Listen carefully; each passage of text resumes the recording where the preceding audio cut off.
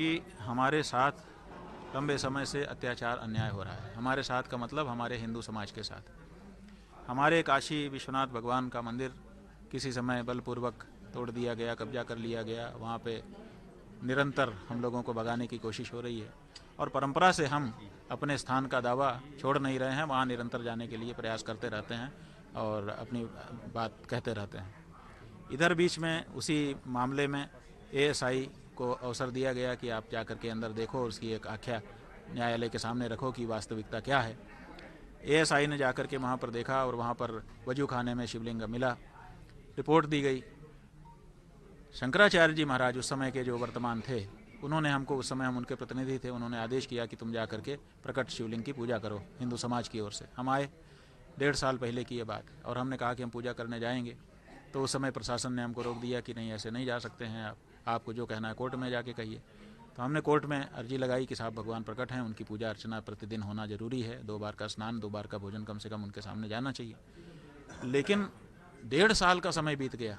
जो प्रतिदिन 2 बार 3 बार की ज़रूरत है, उस बात की सुनवाई के लिए 1.5 साल का समय बीत गया। अभी तक न्यायालय ने सुनवाई नहीं की। अब भगवान बिना पूजा के हैं। अब प्रतीक पूजा तो हम लोग रोज़ कर रहे हैं अपने अपने स्थान पर, लेकिन मन का संतोष नहीं होता है। तो हमको लगा कि हम काशी आए हैं तो चल करके कम से कम जो घेरा बना दिया गया है शिक्षा लगा करके, उसके बाहर ही बाहर, जहाँ सब लोग आम लोग जाते हैं, वहीं जा करके एक परिक्रमा करेंगे। परिक्रमा करके दूर खड़े होकर भर नज़र अपने भगवान के मंदिर को जिस भी हालत में है निहारेंगे और वहीं से प्रणाम करके तब वापस आएंगे। तो अब उतना भी करने से हमको रोका जा रहा है। यही हमारी पीड़ा है। तो आज आज रोक दिया है आपको? हमको रात 2 बजे से ही पुलिस लगा करके मठ में नज़रबंद कर दिया गया। और अभी जब हम समय पर 3:18 पे यहाँ से निकल रहे थे तो भारी पुलिस बल ने हमको रोक दिया। बार बार पूछने पर भी उन्होंने कहा नहीं, बस आप नहीं जा सकते हैं। फिर हमने कहा नहीं, हमको कारण तो बताना होगा, नहीं तो हम नहीं रुकेंगे। तो उन्होंने कहा कि साहब वहाँ 144 धारा लगी है, इसलिए नहीं जा सकते। तो हमने उनसे कहा कि 4 लोगों से ज़्यादा लोगों के होने पर वहाँ पर 144 धारा में नियम है, तो हम 2 लोग जाते हैं, एक बात। और दूसरी बात यह है कि वहाँ पर बहुत सारे दर्शनार्थी हर समय आ रहे हैं, जा रहे हैं। उनकी संख्या तो हज़ारों में है। नमाज पढ़ने के लिए बहुत सारे लोग वहाँ रोज़ आ रहे हैं। शुक्रवार को और ज़्यादा लोग आते हैं, और वहाँ उनके लिए क्या 144 नहीं लागू होती है? और अगर आप 144 धारा का हवाला दे रहे हैं तो फिर हम ऐसा करते हैं कि हमको 2 लोगों को जाने दीजिए, बाकी लोगों को रोक लीजिए।